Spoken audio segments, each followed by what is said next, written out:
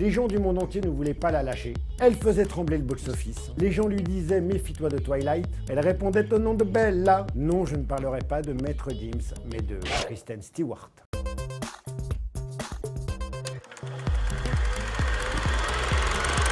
Vous savez combien de films a fait Kristen Stewart avant Twilight ?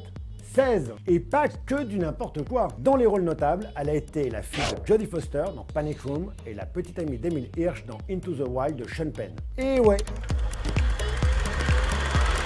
Kristen Stewart est une fille très rock'n'roll. La preuve, elle fume, et ça, chez une américaine, c'est signe de rébellion. Mais elle n'en est pas moins citoyenne. En 2009, elle a été appelée comme jurée pour juger une femme accusée d'avoir fait des avances à un policier. Après 3 jours de procès, la femme a été libérée, délivrée.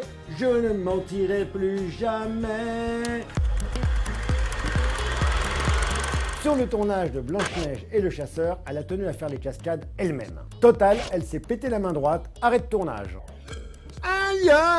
Elle revient, mais peu de temps après, elle se foule le pied. Mais là, elle a pris sur elle et elle a continué de tourner. Avec une doublure cascade, cela dit. Parce que c'est un métier quand même. Ah!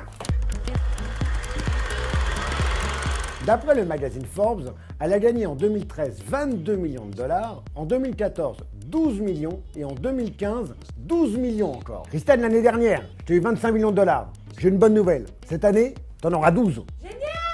N'empêche, elle préfère les films à petit budget. Et comme l'a dit son ex-amoureux Robert Pattinson, je cite, « Si vous n'avez pas d'argent, si vous êtes sûr que votre film ne sera projeté que dans une seule salle au fin fond de l'Arkansas, appelez Kristen, elle va adorer votre projet. » À bon entendeur, un de ses réalisateurs préférés demeure Karl Lagerfeld. Mais oui, elle a tourné pour lui un court-métrage, Once and Forever, où elle incarne une comédienne qui joue Gabrielle Chanel. Elle a adoré l'expérience, mais surtout les costumes, de la haute couture vintage. Pas très rock'n'roll tout ça. Into the Wild, où elle a écrit la chanson qu'elle interprète. American Ultra, un film d'action totalement brinzingue, où elle joue avec son partenaire de Café Society, Jesse Eisenberg. Là, elle est rock'n'roll. Dans American Ultra, pas dans Café Society, qui est un film de Woody Allen. Donc forcément, enfin vous voyez ce que je veux dire. That's a wrap! Ou clap de fin en VF. Salut!